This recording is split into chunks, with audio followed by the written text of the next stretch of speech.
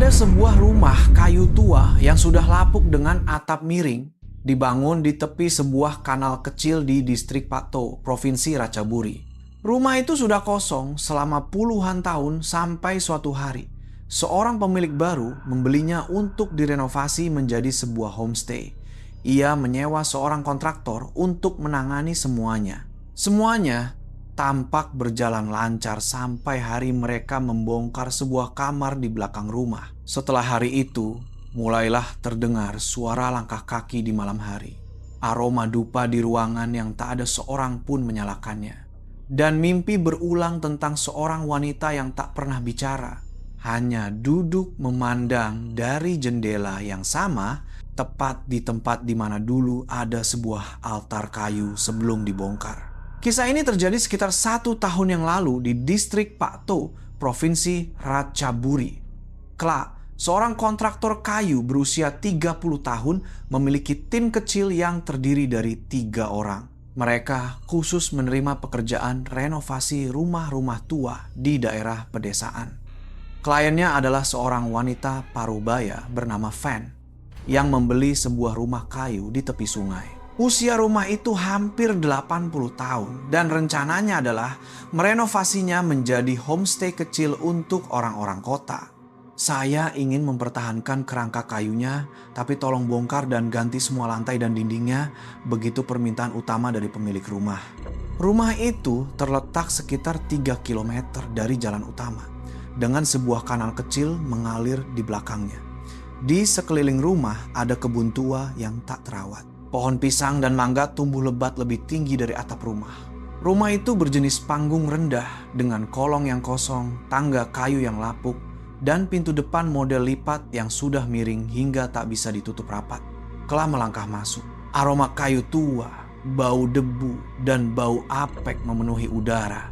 Tapi ia tidak kaget karena sudah terbiasa dengan kondisi seperti ini di hampir setiap proyeknya. Hari pertama, ia mulai dengan mencopot daun pintu, membongkar papan lantai, dan perlahan-lahan meruntuhkan dinding bagian dalam. Saat ia hendak membongkar salah satu sisi dinding, seorang wanita tua bernama Bibi Jaem yang merupakan penduduk desa itu berjalan melewati depan rumah. Ia melihat ke dalam dan berkata pelan kepada Kla, "Hati-hati di sisi sana ya nak. Dulu di situ tempat altar." Kla menghentikan pekerjaannya dan menoleh untuk bertanya, "Altar apa, Bi?" "Altar tua dari kayu jati," katanya. "Ada barang penting yang diletakkan di sana, tapi tidak pernah ada yang berani menyentuhnya. Baru setelah rumah ini terjual, altar itu dibongkar." Kla mengangguk berterima kasih, tapi tidak terlalu memikirkannya, hanya mencatatnya dalam hati. Sore itu, timnya berkemas dan kembali ke penginapan. Semua orang menutup rumah dan mengunci pintu. Tidak ada yang berjaga. Malam pertama, Kla tidur di sebuah resor kecil di desa. Sekitar pukul 3 dini hari, ia terbangun karena mencium bau dupa yang melayang masuk ke kamarnya, padahal tidak ada seorang pun yang menyalakannya. Ia membuka jendela. Tidak ada asap, tidak ada orang, tidak ada apa-apa. Keesokan paginya, ia kembali ke lokasi proyek dan mendapati bahwa semua jendela yang semalam sudah ditutup rapat, kini terbuka sendiri. Tumpukan kayu di samping dinding rumah tampak berserakan, padahal tidak ada angin kencang. Kla membungkuk untuk memeriksa lantai dan menemukan jejak kaki basah jejak kaki telanjang berjalan berputar di sekeliling rumah. Ia tidak memberitahu timnya, tidak ingin membuat siapapun takut. Ia hanya berkata bahwa angin semalam sangat kencang. Saat bekerja hari itu, Kla memperhatikan bahwa setiap kali ia berjalan ke sisi tempat altar dulu berada, akan terdengar suara papan berderit seolah-olah ada orang yang berjalan di seberangnya. Tapi ketika ia menoleh, tidak ada siapa-siapa. Sore itu, sebelum menyelesaikan pekerjaan, Kla menoleh ke salah satu sudut rumah. Tempat yang dikatakan Bibi Jaem pernah ada altar kayu. Di lantai ada beberapa kalungan bunga kering dan 3 batang dupa yang sepertinya baru saja ditancapkan.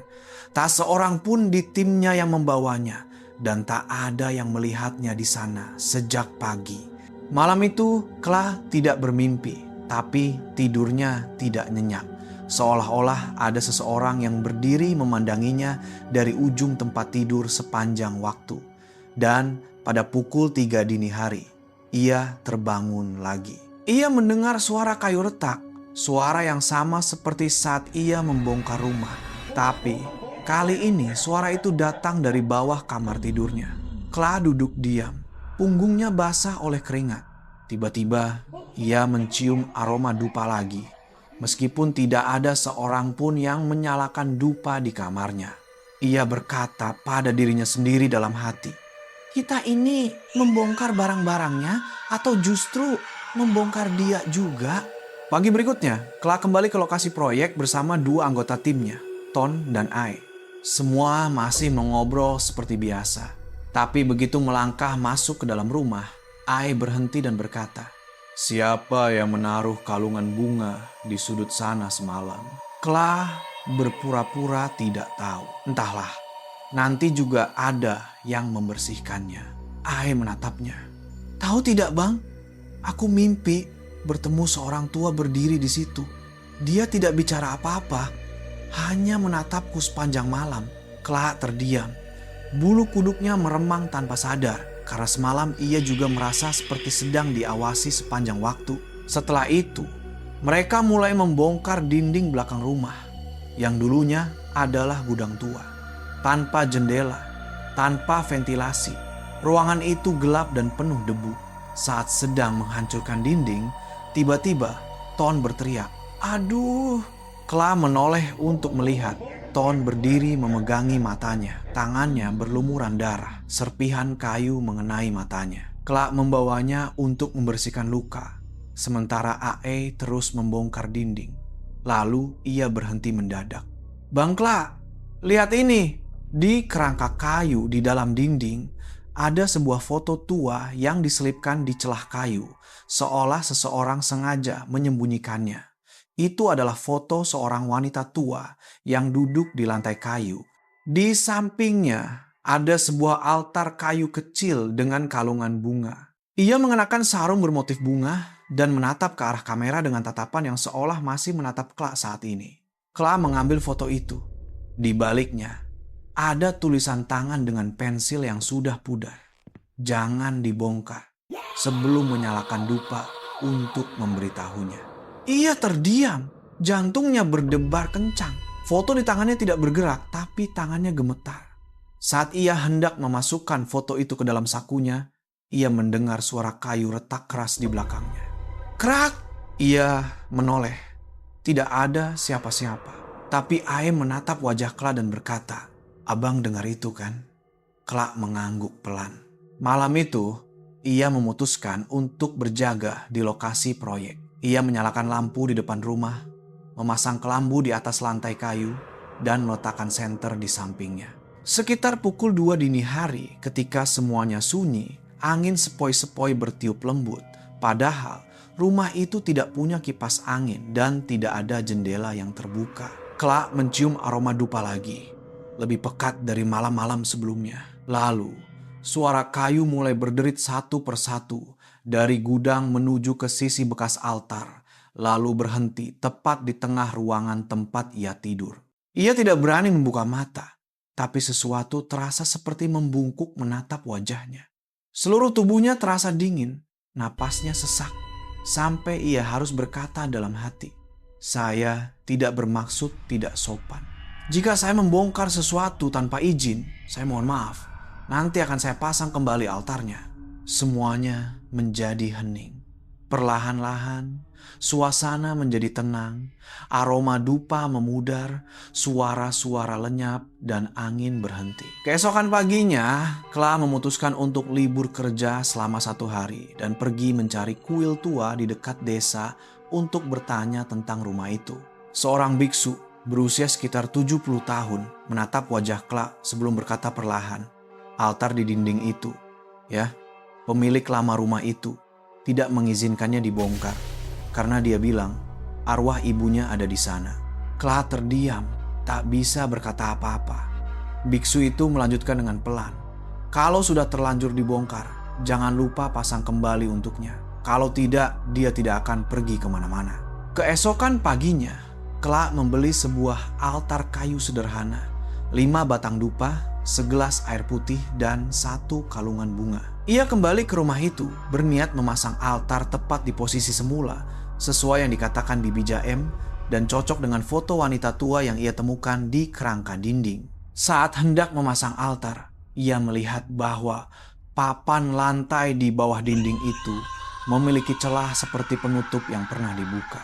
Ketika ia mencongkelnya dengan ujung palu, ia menemukan sebuah kantong kain merah tua di dalam sebuah rongga kayu kecil di bawah dinding. Kla ragu apakah harus membukanya, tapi akhirnya memutuskan untuk membukanya perlahan. Di dalamnya ada 3 benda kecil.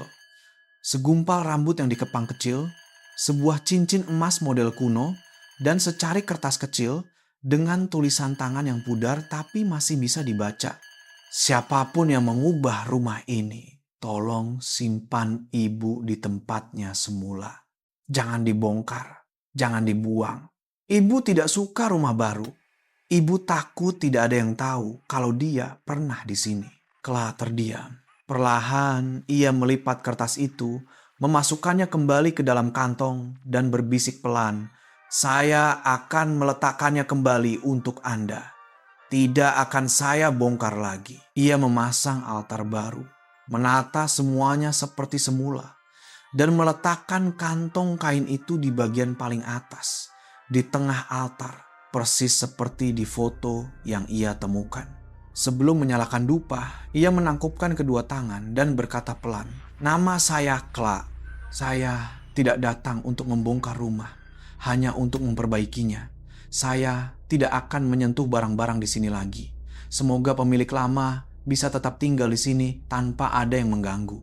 Ia menyalakan 5 batang dupa dan meletakkannya di samping altar. Aromanya menyebar ke seluruh rumah.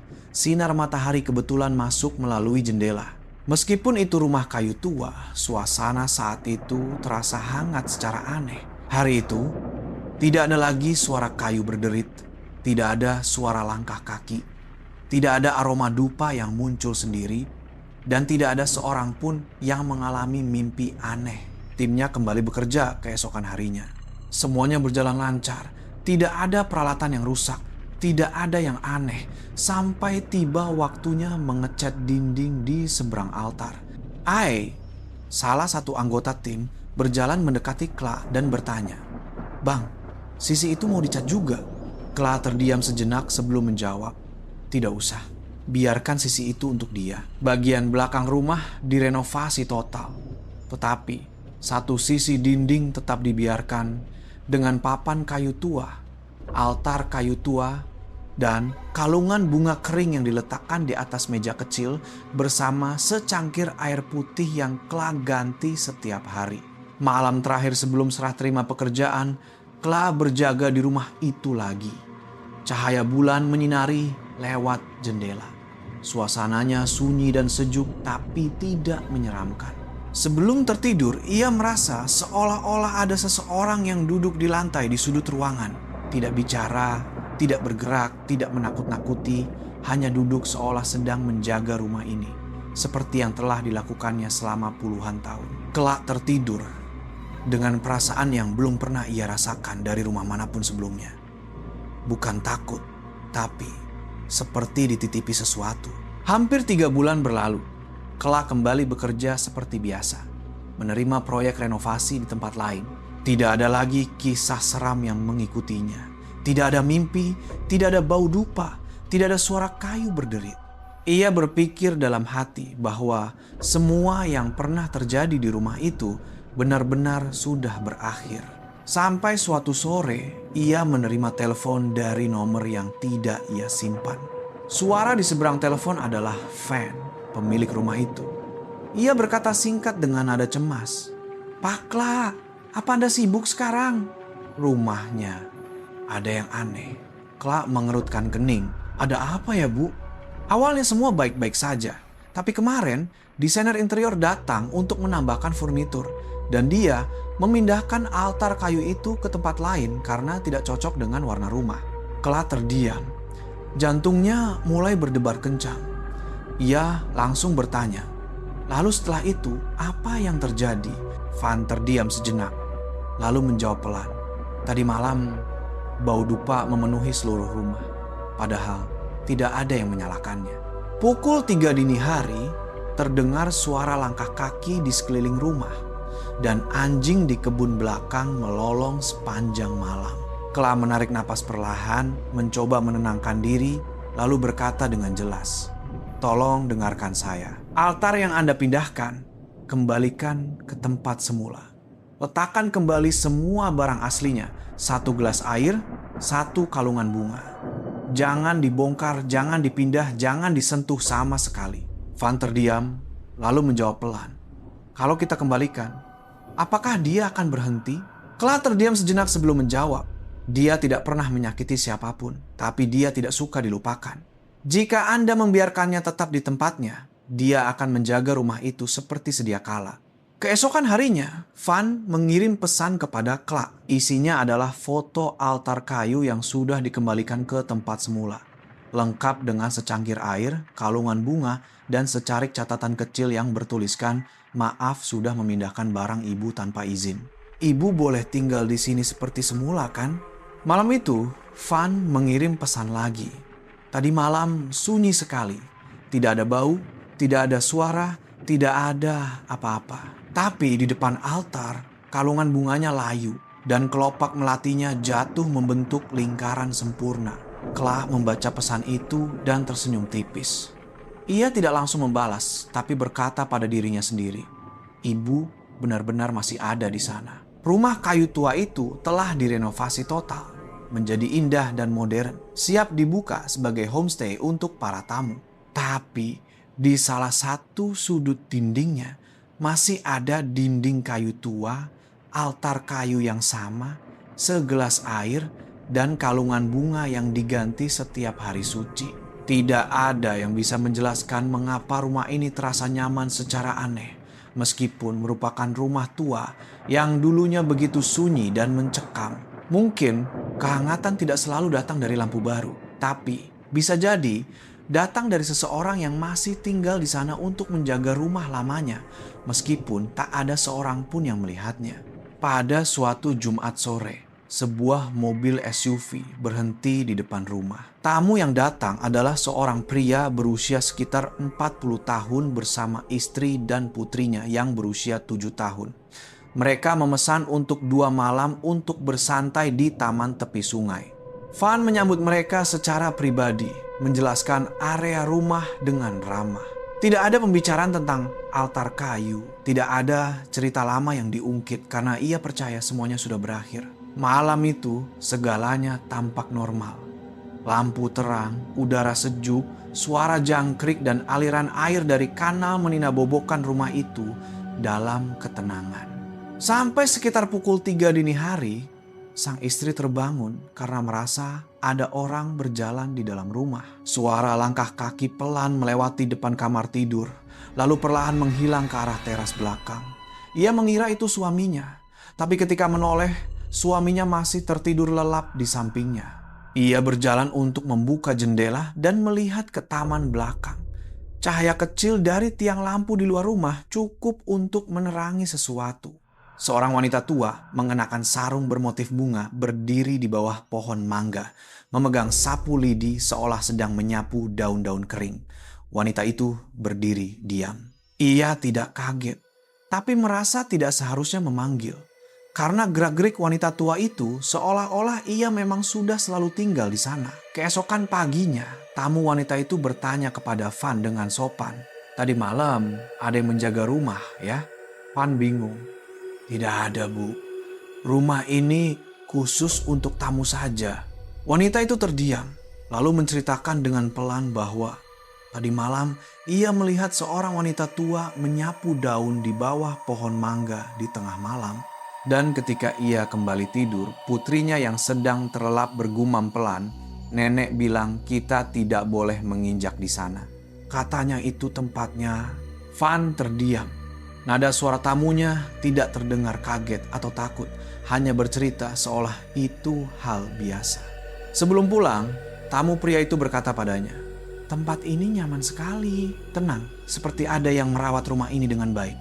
Aneh ya, meskipun tua tapi rasanya aman. Van tersenyum, tidak berkata apa-apa. Tapi dalam hatinya ia tahu betul siapa yang merawat rumah itu. Setelah itu Van menghubungi Kla lagi, menceritakan apa yang dikatakan tamunya dan memintanya untuk membantu membuatkan altar kayu permanen. Kali ini bukan altar kecil, melainkan sebuah rak kayu jati berukuran pas, lengkap dengan meja untuk meletakkan sesaji agar lebih layak untuk tinggal jangka panjang. Kla kembali ke rumah itu, memasang altar baru, menata kembali semua barang asli, lalu berkata pelan pada dirinya sendiri, "Ibu, tinggallah terus di sini. Rumah ini masih membutuhkan penjaga." Setelah itu tidak ada lagi kejadian seram. Tidak ada suara, tidak ada bau dupa, tidak ada keanehan. Tapi beberapa tamu yang menginap di rumah itu akan merasa seolah ada seseorang yang membantu mematikan lampu di ruang keluarga, membantu membuka pintu belakang di pagi hari, atau meletakkan kalungan bunga di altar setiap hari suci, padahal tidak ada seorang pun di rumah yang melakukannya. Mungkin ibu tidak pernah pergi kemana-mana, hanya berubah dari penghuni rumah menjadi bayangan yang terus menjaganya. Bulan Juli, hujan datang silih berganti dengan panas, cuaca lembab yang membuat api lebih mudah menyala. Rumah yang terletak hanya 2 rumah dari homestay adalah rumah kayu 1 lantai yang dihuni sesekali. Hari itu, rumah itu kosong, kabel listrik tua mengalami korsleting, dan api menyala dari dapur, merambat cepat ke seluruh langit-langit kayu. Warga sekitar mulai berkumpul, menelepon pemadam kebakaran, dan mencoba menyiramkan air dari kebun untuk membantu. Tapi api menjalar cepat karena angin kencang. Arah angin dari barat daya bertiup lurus ke arah homestay, satu-satunya rumah yang berada dalam jangkauan api. Van berdiri gemetar, memanggil stafnya untuk membantu mengeluarkan barang-barang. Tapi dalam hatinya ia tahu sudah terlambat. Rumah kayu itu, meskipun baru direnovasi, kerangka utamanya masih kayu tua. Jika api menjalar, tidak akan ada yang tersisa. Tetapi di tengah keramaian itu, seorang anak laki-laki di antara warga berdiri memandangi homestay dan berkata kepada ibunya, "Ibu, kenapa nenek di rumah itu cepat sekali menutup jendela?" Ibu anak itu menoleh, tapi tidak melihat apa-apa. Nenek yang mana? Itu nenek yang pakai sarung yang berdiri di jendela rumah kayu di pojok itu. Dia baru saja muncul untuk menutup jendela. Sirene meraung. Mobil pemadam kebakaran tiba dan berhasil memadamkan api di rumah sebelah tepat waktu. Api yang menjalar ke arah timur berhenti tepat sebelum mencapai atap homestay. Setelah api padam, tidak ada bagian homestay yang rusak sama sekali. Bahkan sisi yang paling dekat dengan kobaran api. Dindingnya tidak menghitam, kacanya tidak pecah. Tirai jendelanya pun masih bersih. Malam itu, Van pergi menyiram tanaman di belakang rumah. Saat ia menengadah ke jendela kamar yang berdekatan dengan altar, ia merasa seperti melihat seseorang berdiri di balik tirai. Tidak jelas, tidak yakin, tapi hal itu membuatnya tersenyum. Ia kembali masuk ke rumah, meletakkan kalungan bunga baru, menyalakan 3 batang dupa, dan berkata pelan, "Terima kasih, Bu, karena masih di sini dan selalu melindungi rumah ini." Malam itu, ia bermimpi tentang seorang wanita tua yang duduk di lantai kayu di depan altar, tersenyum padanya sebelum berkata pelan, "Rumah ini masih milik Ibu. Tapi terima kasih, ya sudah membiarkan Ibu tinggal bersama." Setelah hari itu, Van mengubah nama kamar di sisi itu dari kamar tepi taman menjadi kamar Ibu. Siapapun yang menginap di sana akan mendapatkan secangkir teh dan kalungan bunga kecil yang diletakkan di depan altar. Bukan untuk pamer, tapi agar seseorang di sana tahu bahwa masih ada yang melihatnya di sana. Selalu 1 bulan setelah kebakaran, homestay itu menjadi semakin populer. Tamu yang memesan terus berdatangan. Terutama untuk kamar ibu yang terasa sunyi, bersih, dan sejuk secara tidak wajar. Sampai suatu hari, seorang pria parubaya bernama Paman Sufon datang untuk menginap sendirian. Ia bilang sedang menulis buku dan membutuhkan tempat yang sunyi dan tenang. Ia menyewa kamar untuk 7 malam, tidak meminta apa-apa selain kopi panas dan meja kecil untuk menulis naskahnya. Malam pertama, tidak ada apa-apa. Malam kedua juga begitu. Tapi pada malam ketiga, pukul 03.05, ia mendengar ketukan pelan di pintu kamarnya. Tok-tok 2 kali. Tidak keras, tidak terburu-buru, hanya cukup untuk terdengar. Ia berjalan untuk memeriksa, tidak ada siapa-siapa. Tidak ada jejak kaki, bahkan tidak ada angin yang berembus. Malam keempat, suara yang sama di waktu yang sama. 03.05. Tok-tok. Malam kelima, ia duduk menunggu. Lampu menyala, buku catatannya diletakkan di atas meja. Ia duduk diam di kursi. Pukul 03.05, suara ketukan itu terdengar lagi, tepat waktu seperti sebelumnya. Tapi kali ini, ia menjawab, "Iya, saya di sini." Suara itu hening. Tidak ada lagi yang terjadi. Tapi keesokan paginya, ia bercerita kepada Van. Tadi malam saya menjawab suara ketukan itu. Lalu saat saya hendak tidur, saya melihat bayangan seorang wanita tua berjalan dan berhenti di depan altar. Lalu membungkuk untuk memungut kalungan bunga yang jatuh. Van tidak kaget, hanya tersenyum dan berkata pelan, "Ibu mungkin hanya ingin melihat siapa yang ada di kamarnya dan senang karena ada yang menjawabnya." Malam berikutnya, pukul 03.05. Suara ketukan itu hilang. Tidak ada suara, tidak ada bayangan, tidak ada apa-apa. Paginya, Paman Sufon duduk menyeruput kopi sambil tersenyum tenang lalu berkata, "Saya mimpi ada yang memanggil saya Nak dan bilang tidak apa-apa. Ibu hanya mampir untuk melihat saja." Ia terus menulis sepanjang hari sebelum menuliskan judul bab terakhir naskahnya.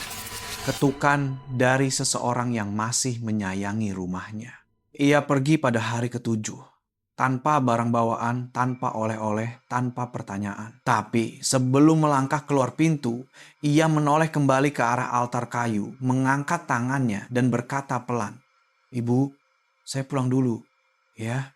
Malam itu, ketika Van memeriksa altar di pagi hari, ia melihat kalungan bunga yang tadinya kering kerontang, kini kelopaknya tersusun melengkung di sekelilingnya, seolah seseorang membungkuk berterima kasih sebelum pergi. Hari ini, rumah itu telah menjadi homestay yang beroperasi penuh. Nama yang melekat di benak para tamu bukanlah rumah kayu tua atau homestay tepi kanal, melainkan rumah ibu. Setiap orang yang menginap akan menerima satu aturan kecil, tertulis di kertas berhias tulisan tangan yang indah di ruang keluarga. Jika mendengar suara ketukan di malam hari, jangan kaget. Cukup angkat tangan Anda dan katakan, "Ibu, saya di sini." Tidak ada yang memaksa, tidak ada yang mengharuskan. Tapi banyak yang melakukannya mengatakan hal yang sama. Malam itu adalah tidur ternyenyak mereka dalam beberapa tahun terakhir. Van tidak pernah menyebut apa yang terjadi sebagai hantu. Ia memberitahu semua orang bahwa ibu adalah orang yang tinggal di rumah ini sebelum kita. Dan dia masih di sini karena kita masih mengizinkannya tinggal. Beberapa malam, pelanggan yang membawa anjing atau kucing akan melihat hewan peliharaan mereka duduk menatap ke arah altar sebelum meringkuk tidur di depannya. Seolah ada seseorang yang mengelus kepala mereka. Di beberapa pagi, kelopak dari kalungan bunga yang diletakkan begitu saja akan jatuh membentuk lengkungan.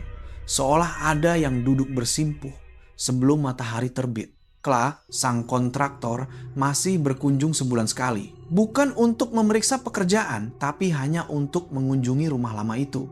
Ia pernah berkata kepada Van, "Ibu tidak serakah akan harta, Bu. Dia hanya tidak suka dilupakan." Dan kalimat itu kini terukir di sebuah plakat kayu kecil di depan altar. "Jangan lupakan Ibu, maka Ibu akan selalu bersama kita." Tidak ada jeritan. Tidak ada penampakan mengerikan, tidak ada darah, tidak ada teriakan.